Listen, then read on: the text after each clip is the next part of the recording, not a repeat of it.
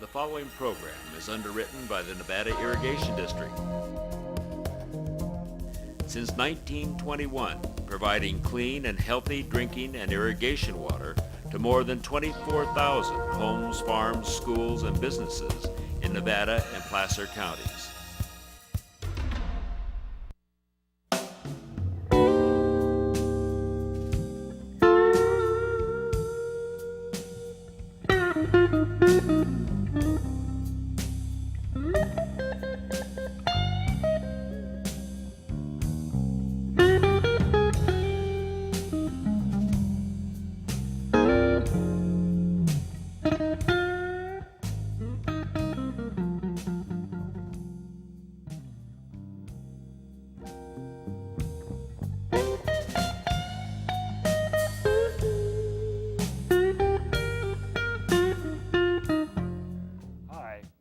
Lew Sitzer. This is NCTV Interviews, and today we're going to be learning about Loma Rica Ranch. You've heard a lot about it, and now you're going to find out more. So I want to introduce to you Nell Scannon, who is Vice President of Outreach and Communication, and Phil Carville, who is President and CEO of Carville Sierra. Welcome to the show. Thank you. It's great to have you here, and your produce as well. We'll be learning more about what's happening at the ranch. Lots of great things. So Phil, would you please give us a sense of history of where the development was and where it is now in terms of a little bit about the background, what was the Loma Rica Ranch prior, and what it is to become? Well, this isn't a 3-hour show, so I would love to talk about all the history of the ranch. But essentially, the ranch was initially formed and assembled by Errol McBoyle, who was one of the owners of the principal owner of the Idaho Maryland mine. And when that mine hit it big, Mr. McBoyle became a very rich person. He owned thousands of acres around Grass Valley. He was instrumental in making this area one of the largest pear orchards in the world. And Loma Rica Airport was his private airport. So he was a bit of a visionary, really. Incredible visionary. He was also the benefactor of the miners' clinic. He was the guy who funded the first hospital in our area for the miners. Anyway, he became very wealthy as a function of his mining operation. And he's sort of a Renaissance Thomas Jefferson type guy. He got into horses. He's into vegetables, heirloom apples, and all that kind of stuff. But he got into draft horses, and then he went into thoroughbred horses. And that ranch, Loma Rica Ranch, was his private domain.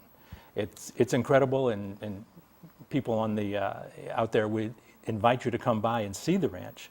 It's open 5 days a week, and you can come up and see the lake, or you can come down and see the farm, and we'll be happy to show people around. But for the past 70 years, it's been private property, and most people in Grass Valley don't even know about it. I was talking to Hank Perillo the other day, and he walked into the ranch, and he's lived here 25 years. He's a realtor, and he says, "What is this place?" He had never seen it. So it's a spectacular property, incredible property, a lot of history on it, beautiful artwork, stonework, all of which was done. About how large, acre-wise? It's 450 acres. So Yeah. it's big. It's big. And it is unique in the sense that it sits quite close to the Brunswick area. It shares almost a mile of common property boundary with the city of Grass Valley. It is on Grass Valley's plan for annexation. The city is here. They want to annex the Loma Rica Ranch because the ultimate goal is also to annex the airport. So we're on the way to the airport, and the infrastructure that we put in will help save taxpayers money. So we will in effect sewer the airport for the city and provide a lot of other infrastructure up to the airport, which most people don't know is on septics right now. So as we move from the McBoyles into what has become the Loma Rica Ranch development, how did this come about? Well, it's very interesting. There were several developers in the past 20 years who wanted to do the typical lot and block subdivision. That is, just carve the place up into lots and leave. But about 6 years ago, when this property was purchased, and it was purchased by one of the Getty trusts, the Getty Oil. The Getty. The Getty, yeah. There was a bunch of Getty kids, and this is one of the trusts. But it's a trust, not a foundation, so it has to make money. But they're very patient, and they didn't do it to make a profit per se. What they did was, they own property, stocks, everything all over the world. It's a very wealthy trust. But what they wanted to do is they wanted to put a model development on the ground for the Sierra, because a lot of people in that trust, particularly one of the major trustees, is a very dedicated environmentalist and wants to make sure that, or we're hoping to make sure, that we can put a development on the ground in the Sierra that will help preserve the Sierra. And we can go into that later, but there's a lot of growth slated for the Sierra. If we have this traditional lot and block subdivision that we see in Roseville, 4,000 beige homes for one income type, that will destroy the foothills. It will destroy all the charming towns in the foothills, some of which have already been destroyed, not Grass Valley or Nevada City. So we're trying to put together a dense, clustered, walkable, mixed-use community that will serve as a model as to how we can grow in the future without encouraging rural sprawl. It's a very exciting project to me. One of the things that attracted me to the Loma Rica development is that as a school teacher, I've taught in a lot of different settings, large schools and small schools, and I sort of equate it to working in a very large school, which doesn't work very well as a teacher, but they've developed in many of the schools, schools within schools. Yes. And in a sense, Loma Rica strikes me as a town within a town. We would call it a village within Village. a town, or actually what Loma Rica is it's 4 distinct little neighborhoods, each of which is built on a quarter-mile radius, so it's walkable, each of which has its own distinct character, and each of which is different. So if you want to get into that a little later, we can talk about that. But I guess the main thing that citizens in Grass Valley may want to know is that of the 450 acres, over 300 acres is open space. Trails, riparian areas, picnic areas, tot parks, regional parks, all just a whole mix of different types of open space. So the actual development goes on 4 little clusters over a 20-year period, and it's a way to preserve open space and prevent rural sprawl. It's planning for it, whereas a lot of what happens these days is a lack of planning. It's just kind of a outgrowth of homes in 5-acre parcels, 2-acre Yes. parcels that just happen, and this is a planned community. How do you avoid it becoming, pardon the expression, but this is what comes to mind, a theme park? Well, a theme park is planned all at once. I think this is my definition. All right, we're ad-libbing here. Yeah, planned all at once, and dropped in all at once, and usually a theme park has got one common ownership, and things are structured out. I do know how the Magic Kingdom was done in Florida, and they built the whole damn thing on plywood tables, and they had little pop-ups, so you could actually, it was before computer animation, they would just a little big enough for your head, and you would pop up and you would photograph the main street here, and you would photograph that street down there, and the whole thing was built about 7/8 scale. So this Loma Rica is different. How did the miners prevent Grass Valley from becoming a theme park? It developed organically. It serviced real needs. It was built over a period of time. Some things that didn't work were torn down and changed. Some uses that didn't work changed. A bar changed into a flower shop, changed into a hotel, and then changed into a residence. So will there be a way in which people who reside, who develop these neighborhoods, will there be a sense of this participation in order to help shape and design as things continue over time? Yeah, like Six Flags or whatever theme park you're thinking of is one ownership designed to present an entertainment experience to somebody. That's not what Loma Rica is. Loma Rica will be owned by 700, 800, 900 people in various ways. Maybe a little empty nester family owns a condominium or a flat over the village square. Somebody else might own a retail store. Somebody else might own some other service. Somebody might own a small apartment building with 8 apartments in it and rent them out. So it's that diversity and the eclectic nature and the diverse ownership. Yeah. Well, maybe we should take a look at some of what has helped to contribute to the design and overall thinking of Loma Rica, because a lot of people haven't as yet seen. Yes. Do you want to look at pictures, or you want to let's look take at? a look. Okay. Well, we just brought a few pictures, not to represent Loma Rica, but to demonstrate some concepts. And this is a Grass Valley house, but what's important about it is that this house was not built by Lennar Homes or Centex. It was built by a couple of carpenters and a family probably that wanted a home. And you can see the relationship, how it's built a little bit off the ground. This is very important for us, how it has a front porch, how the house tends to face forward. You don't see three-car garage there. And you see the relationship to the street. All these things are very important to develop the social network and the context, and to make the street a public room. Like when I grew up in San Francisco, the street was where we played. It was a public room. But over the past 105 years since I've been born, things have changed. Right. It's you know? actually, the homes have taken a back seat to the streets. Yeah. So maybe we have another shot here. Let's go on. It'll just take a moment. Yeah. Well, the thing about the porches is that it comes close to the street, and it makes the people on the sidewalk and the people sitting in the porch actually have quite social context, and it builds the fabric of the relationship. This is another example of how the streetscape of a home can relate so well to the street. Again, you see a porch. This is a wraparound porch. This is a larger house than the former one. This is 2 stories, and again has a relationship with the street, and it's part of the social fabric of the entire town. And part of the development, we can go on, but part of the development is there'll be single-family homes, there'll be duplexes, there'll be condos. Exactly. Yes. Well, we skipped over one, but this is just a shot of Grass Valley. And the interesting thing I wanted to point out here was that now you see the buildings coming up to the street. This is the downtown area where, you know, it's retail or other commercial activities on the bottom floor, and then residential on the second floor. This is the way towns used to function. It was a very active place and it was vibrant, and basically we were all pedestrians. And I think that's a very important point. What we're trying to do is diminish the dependence on the automobile. Nowadays, that makes a lot of sense. And Particularly, this speaking old of automobiles, yeah. we're a very thrifty group. This is an old International that was on the property that we took all the dings out of and painted it up, and it's an authentic 1959 International. Most people probably in the audience. Four-wheel drive. Yeah, four-wheel drive. So is it on display or do you use it? No, we use it. We make our, as you'll find out later on, we have an organic farm. We make deliveries in that. Well, this is, you asked earlier about how these things are put together, not theme parks. This is what we did. This is a picture of one of the multiple charrettes we've had.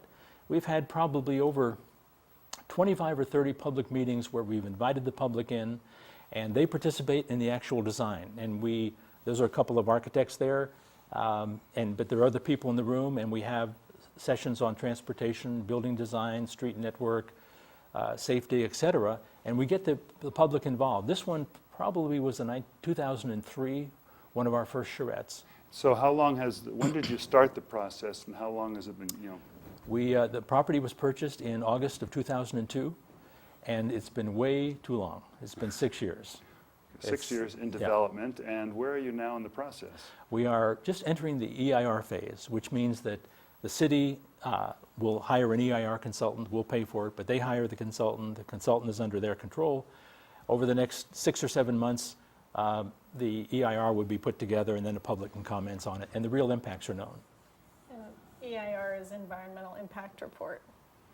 And once the EIR is out, there'll be public comment. We can talk about that after we talk about the garden. Sure. This is the front of our organic farm that Phil just mentioned, and the farm is the centerpiece for the development, and it really it focuses us on the sustainability of the project. It was the first thing that we were allowed to do, and so we just launched off and did it. And every year we do seasonal displays for the holidays, and this is last Easter. And so when you say the first thing you were permitted, I guess it's been a gradual process of more and more things coming online here. And this is one of the school groups that we had out to the farm not that long ago. And the farm is meant to be an educational resource. It's meant to get kids involved in growing things in dirt and find out what a potato plant really looks like. And it's great to have them out. They always have just the most fabulous time. You know, that's something I've noticed, is that there's a lot of interface between the community, and Loma Rica. There are a lot of events that happen that indicate that that's the direction you want the development to go. It is, yeah. Just more kids. And this is our gazebo. Our farm stand is open now. It's actually been open since May, and it closes in November. And the gazebo is there if anyone wants to come and buy produce and hang out and enjoy their produce or just enjoy the view. We're certainly welcome to do so. So as the farm is open to the public, what about the ranch itself and let's say the pond, which we don't have a picture of, or the lake? We, of course, we have guests in, and people, you know, it's locked at night because it's basically our office. And there was a certain liability in just letting people in there without, you know, there's a lake and people could drown or swim and stuff. So basically it's the farm that's open at this point in time, and then our offices are open. Okay. This is the front of the historic barns that Errol McBoyle built. And we've repainted and restored the facade, and we're going to use the barns. We're going to adaptively reuse them. We're not exactly sure in what capacity yet, but we sort of have gotten the process going. This is just a view of the barns from down below on the farm. You can see some of the peach trees and the nectarine trees and the hoop house off to the left. And it looked like you have quite a large orchard. Mm-hmm. We do. We probably have close to 600 fruit trees in the ground. This is some lavender. It's just a pretty picture. And is this a garden that residents will be able to participate in, or is this strictly commercial? This is mostly commercial. We have it available for field trips and schools to come out for hands-on experience, but the project will have community gardens, and those will be available for all the residents. This is our newest addition. I love this one. It's our chicken tractor for our free-range chickens, and it is really wonderful. You have to come out and see it. These are all endangered species of chickens, and they all are very full of personality. So the idea behind this, for all you people who want to become chicken farmers, is that at night the chickens roost in the building, and then the building can be moved wherever, grass, woodland, wherever the chickens want to scratch. So they're always getting, you know, good stuff, organic stuff from, you know, the creatures and insects around, and they're safe at night, which Yes. is really a concern. And more people are developing local farms. Yes. Yeah. With chickens on the run. These are some of our onions in the farm stand, and some herbs and green beans also in the farm stand. I took these pictures last week. So this is, and also flowers, the flowers here. Flowers and berries and cucumbers, squash. We grow just about anything that will grow in Nevada County. And that's a pretty ambitious, I mean, as farms go, this is one of the larger ones. It is. I'd say. This is our Harvest Festival from last October. These are some kids in the pumpkin patch. And the 2008 Harvest Festival is October 11th from 11 to 6, and lots of free games and activities, and it's just so great. It gets bigger and bigger every year, and it's a benefit this year for Big Brothers Big Sisters and Child Advocates of Nevada County. So be sure to attend. This is another picture from last year. This is on our hay fort. This is our greenhouse. This is before our plant sale. We're getting all the plants to size before we sell them, and the plant sale just went so great. The community was it was wonderful, the support that we got. This is Nor. He's the champion thoroughbred that was living on the farm. He actually retired to Loma Rica Ranch later in his life. He's buried in the racetrack. He's the holder of several world records. And will it continue as a horse ranch of sorts? It will, actually. Recently, that's one of our big announcements, is that in addition to the organic farm, we're going to have a horse park in that same farm complex. It'll be open to the public. We'll have trails, indoor, outdoor arenas. It'll be a large, beautiful facility. This is a group from Sierra Nevada Children's Services. It just came out with some moms and some kids to enjoy the farm. They toured around and saw the animals. We have horses and burros on the property as well, and I heard the horses were a big hit. This is our strawberry patch, which is gigantic. It actually produces usually all the way until November. We have these amazing strawberries that just don't stop. So do you pick them, or can people also come and pick? You can arrange to come and pick them if you want to do a field trip. Sometimes we do that, but normally it's just our crews. They go out earlier in the morning when it's still cool and pick around 6:30 or 7. This is another field trip. And these kids ran Harry-Carry everywhere. This is another field display, our Valentine's Day display, and we have lights that go on at night too. This is this is a picture of Pearl Street in Boulder, Colorado, and I just used it to illustrate how active a street can be when you have activities on the first floor, you know, commercial restaurants, coffee shops, bakeries, bookstores, salons, whatever, and on the second floor you either have you know, commercial uses such as lawyers, doctors, graphic artists, computer companies, or residences, and so. This is one of the things we plan on putting in the village center is this little fountain here. It's just kids seem to go crazy over these things, so that will be in the little village center, And one moms. of those fountains, and moms love it. And this is another just demonstration of people will walk if you give them a destination and a beautiful place in which to enjoy and relax. And It's such an inviting place. What about people wanting to come and, you know, enjoy the day there, additional parking? How do you absorb that? Well, parking is a really interesting issue. If you ever want to have a series on zoning, traffic, car use, parking, it's incredible. We use the Park Once philosophy, which is the philosophy used in downtown Grass Valley. Everything's close enough so that you can actually park once and go to 5 or 6 places. And it takes too long to tell you the way the parking codes work now, but they're absolutely inane, insane, and I don't see how they are ever done. So you're going to somehow manage to work with that? Yes, yeah, we've got great parking experts. Yeah. Well, I'm particularly interested. I mean, it sounds like it's almost too good to be true. I mean, this sounds like, you know, fantasy land in a sense, but not, you know, not Yeah. a theme park. I'm wondering, there have been some criticisms raised, you know, primarily housing density or traffic. How do you address those?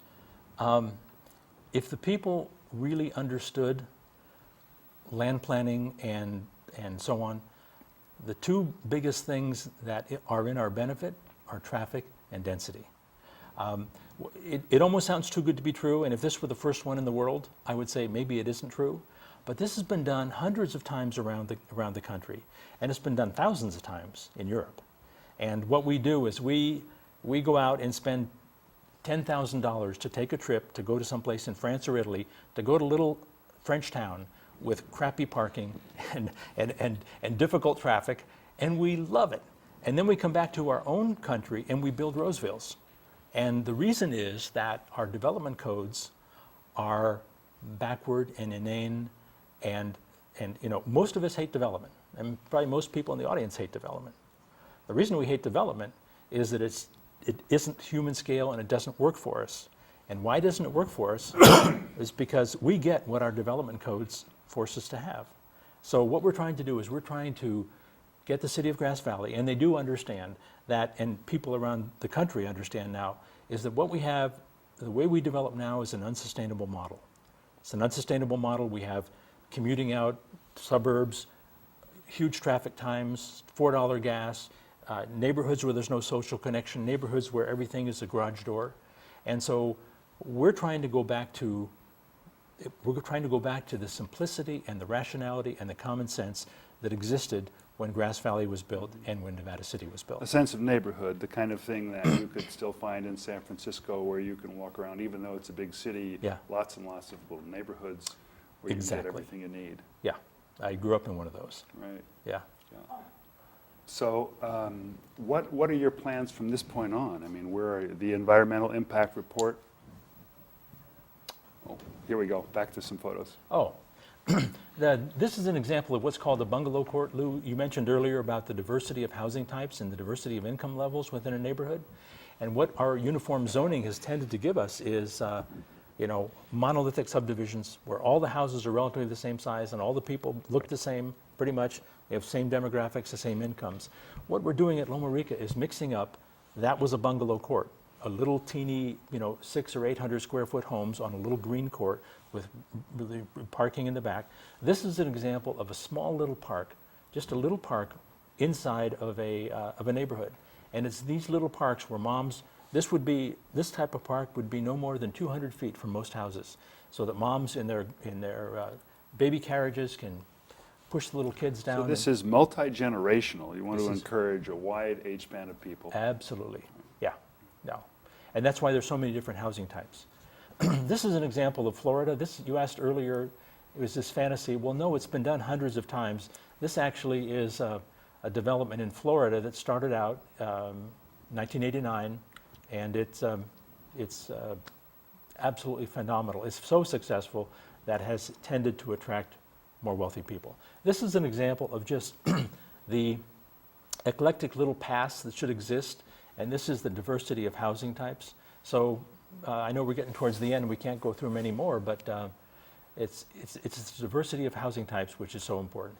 Here's an example of a well-designed street where there's parking on the street to slow cars down, there's a planted verge strip, there's a sidewalk, and then there's, you know, that's all constitutes the public space. And that's just another example of a home that has a front porch and its relationship to the street. Variety of home styles. Yeah, Yeah. this is quite cool. We will have several townhouses mixed in there, and the diversity of housing types, these are some of the most popular homes that exist in a place called Prospect Newtown in Denver, outside of Denver. So what you've done is sort of pick and chose the best of what is being done throughout the world, Yeah. and brought it here to our community. It's about time for our show to wrap up. The EIR will be coming out soon, and the public is invited to read it, discuss it, participate, Knock on our doors, ask us questions, come by the farm stand. and come and Yeah. visit. I want to thank you, Phil and Welcome. Nell, for being you. here, being a good sport, and I want to invite people to continue to watch NCTV, become a member, support what is your community. And so again, thanks for being here. Thank you. Thank you.